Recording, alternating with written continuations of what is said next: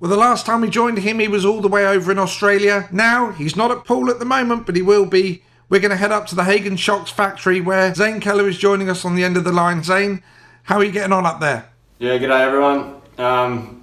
It's quite different to what I expected, to be honest. Obviously, things have changed pretty dramatically in the last few weeks since I touched down, but it is what it is, and we've just got to do what we have to do to get through it, and hopefully we can get on the track soon.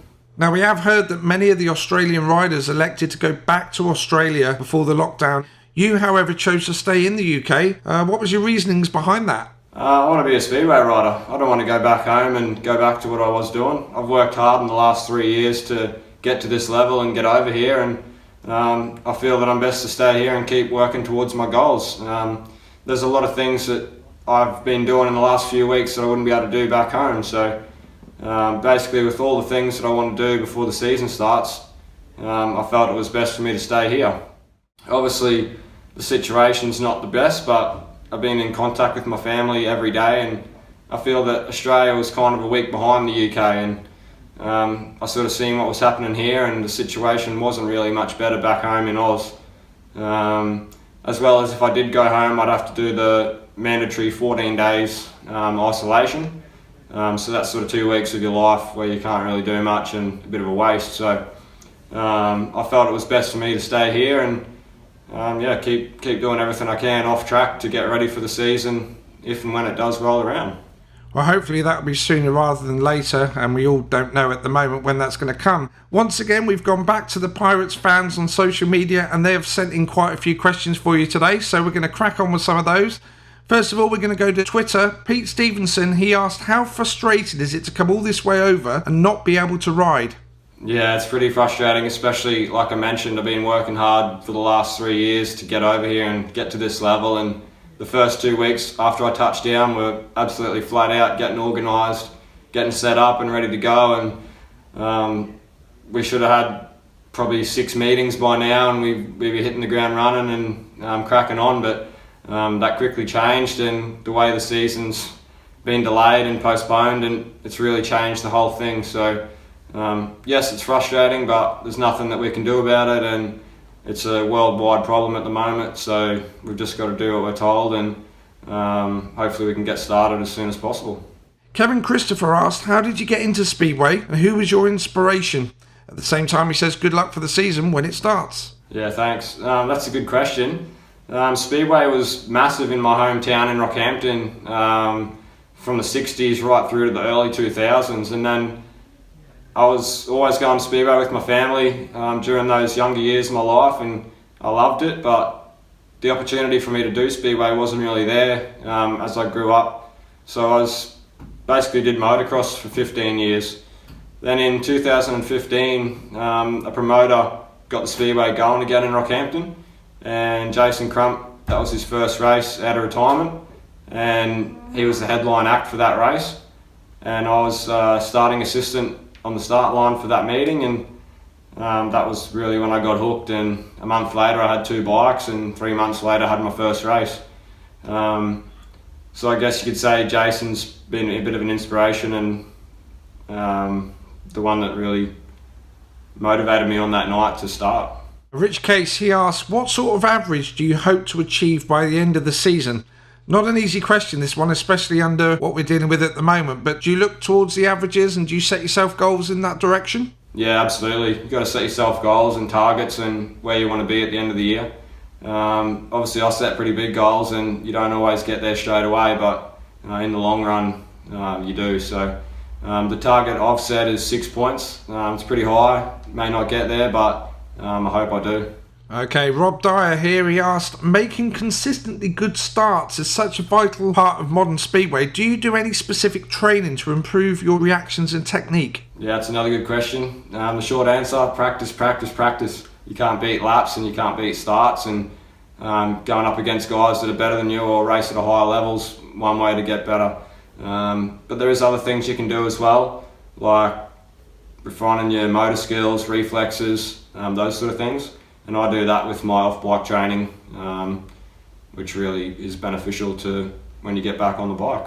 Abigail Sophie, she asked, what gives you the biggest buzz in a race and why? i.e. making a good gate or passing? Well, obviously you want to make a good start every time, but I think the good answer to that question would be when you pass someone, and there's a few that come to mind. One especially last year in about November, Charles Wright and a lot of the British guys were over in Australia, as well as all the Aussies had come back home, and every race we had down there was tough and really high intensity. And obviously Charles is British reigning champion, and I think I battled with him for 3.5 laps and made this flying pass down the outside, down the fence, and there wasn't much room, and managed to get past him. And that feeling when I done that and got back into the pits was amazing, and that really reminds you why you race Speedway. It's nice to know that the riders themselves, they kind of make a little bookmark for those and they remember them as well. Yeah, absolutely. It's those things that stick in the back of your mind, and those good races you had, and especially those good races with your mates. Okay, Paul Wignall, he asked, how do you choose your engine tuner? Is it by word of mouth or recommendation, or do they approach you? Great question, this one. Yeah, for me, from my experience, it's generally been my own choice as to who I use. Obviously recommendations from other people and people that you trust in the industry.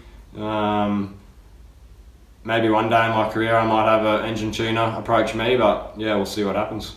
Just as a side note to that, engine tuner and the people that do the engine services, are they always the same people, or can you have a different tuner? Yeah, it could be different people, depending on the situation and where you're based. Obviously there's guys that build engines overseas, and it's not always practical to send your engine back to get it serviced. Okay, so last question here by 24 on Speedway asks, which Speedway League other than Britain would you like to try your strength in? I'd like to say all of them. I don't think there's one in particular that's great. Obviously Poland's big and has TV and has good money, but there's also a lot of horror stories you hear out of Poland as well. So my goals are just to keep progressing each year, and hopefully I can step into the European leagues next year and see how we go. Zane, we have seen that you've been very active on social media during this time. When you came over to England from Australia, you documented all of that getting over here, and only a couple of weeks ago you put out that video getting kitted and suited up in all your race gear. Have you got lots of things planned in the coming weeks? Yeah, absolutely. That's been one of the coolest things about transitioning from full-time engineering work to being a speedway rider. I've got a bit more time, especially at the moment, while we've got this lockdown and stuff on, so really been pushing the social media stuff and doing a few cool behind the scenes videos, and giving the fans some content that I've wanted to do for a long time, but really struggled with the time from working full time. But yeah, I've got a few more ideas in the next couple of weeks, so make sure you subscribe and follow me on the socials. We might throw some links down the bottom of this. Obviously my bike's sitting behind me bare with no covers on it, so I've got a few ideas to unveil on my sponsors and stuff in the coming weeks. So yeah, stay tuned, subscribe, and keep following us along. And as always, chomping at the bit to get on the Poole track and represent the Pirates. Yeah, definitely. It's been cool to see the replays that they've been playing of the league finals and stuff like that from previous years, and that really gets us motivated, and I can't wait to hit the track with the other boys, and hopefully we can get some good results down this year once we get started. Zane, as always, thanks ever so much for your time. Great speaking with you. Stay safe. We will catch up with you very shortly. Yeah, thanks Andy. Thanks everyone. See you soon.